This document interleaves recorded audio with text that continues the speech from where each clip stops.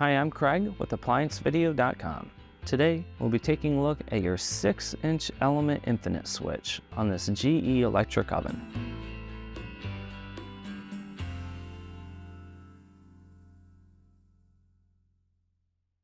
Stop. Before beginning any repair, always be sure to disconnect the power to the appliance. It is also recommended to test the outlet for the proper voltage.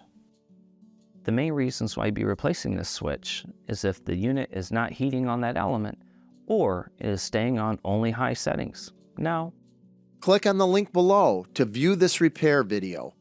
ApplianceVideo.com guides you step by step, giving you the confidence to avoid recalls and callbacks, also saving time on repairs. Whether you're up against an uncommon repair or the latest appliance on the market, our videos have been created with you in mind. Our growing library of videos have been produced using our factory-certified technicians who have extensive infield experience over the past 30 years.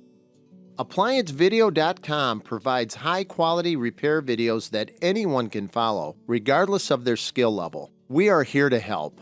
Click on the link below to view this repair video and let us help you do it right the first time.